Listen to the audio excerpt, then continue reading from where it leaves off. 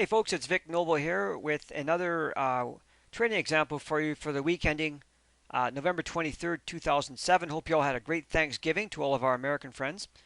And for those that don't know, I put these weekly trading examples out each week just to help in trader development. And I'm going to get a little more specific here over the next couple of weeks. I want to really help you focus in on support and resistance because knowing support and resistance is just so incredibly critical because when you know where, for example, resistance should be, then you know where you should be wanting to sell. Okay, makes kind of obvious sense, but it's not the way that most people look at trading. Now, this is the U.S. yen pair, and you'll see what happened. Actually, we had a very severe drop. It rallied back up.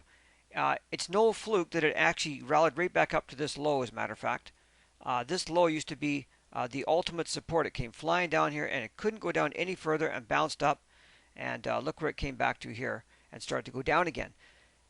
Now, in my when I teach coaching to people in my coach's guide course, I teach a very integrated system of trading that shows you how to combine all of the really key things in trading. And you know, it sounds like a lot of things to combine, but it's a very simplistic approach actually, really simple, and yet all it does is helps you really quite objectively identify support and resistance by using. I mean, I'll show you how to use MACD properly in your trading, how to use market flow. I'm going to spend a bit of time on market flow.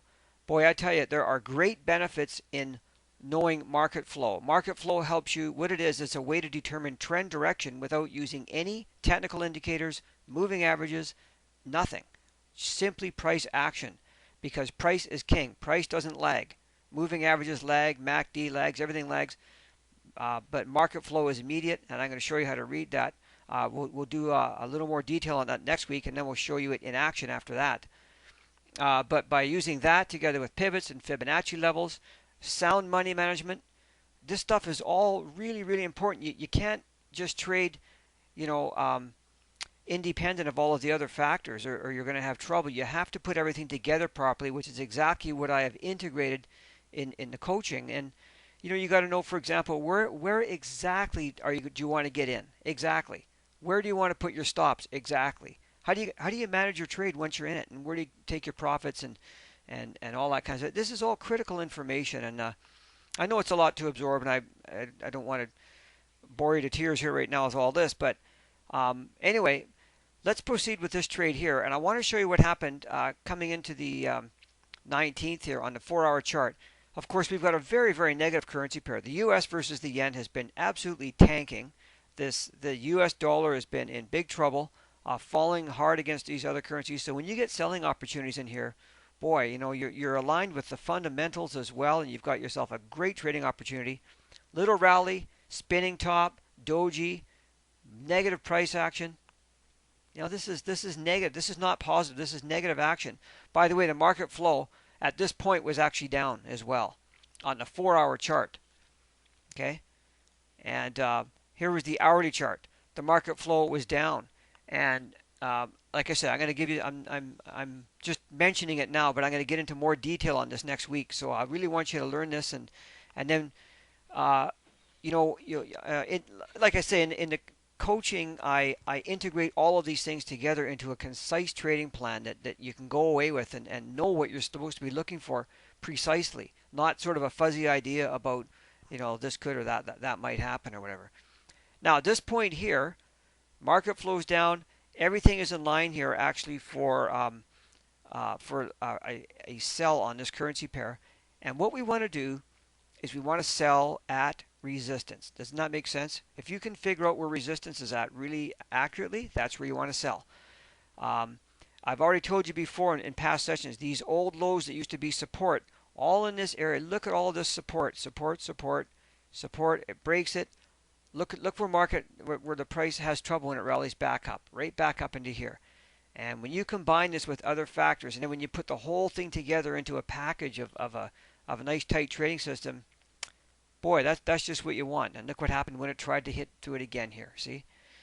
So going down to the 15-minute chart, looking at that, this is that same area of support that we saw on the hourly chart right in here. Okay, and this is where you want to be considering a trade right in this, 110.70 area, maybe just a bit higher, just up in these lows in here like this. And you want to combine this with other factors so you get a really good, you got a whole bunch of things telling you that this is going to be resistance. And I have some actually additional techniques that I teach in the CDs that are beyond what I do in coaching that integrate really nicely. They just mesh together very nicely with my core method of trading and that. So, and when I say my core method, I mean it's just stuff that I've learned over the years, but it's very, very much aligned with what you'll learn from Peter. Using pivots and MACD and top-down analysis and all that kind of stuff, and Chris Laurie, all that kind of stuff it's a fit with all of that kind of stuff. So nothing. I'm not going to hit you with something out of left field that has nothing to do with what you're taught from the basic Forex Mentor course. So this was a very, very good identifiable area to be selling this pair. Okay. So again, I'll just teach you specifically how to sell it right in here, what you want to do, and where you want to put your stop. See, if you can sell with a stop loss in place, right, a nice with really good risk control, and to be very confident that you've got a good place where price is very likely to stop going up, would not be nice, right? And then we'll show you how to take profits on the way down. Actually, 110.18 down here is our first profit target on this trade. And down below that after that. So from the entry up in here, now you see how price spikes up in here, and then this is where we want to be looking to be selling, and you can see what happens. I mean, it's just magical sometimes how this just, well, not sometimes, a lot, how this just happens, and when you can identify, and you have to be patient.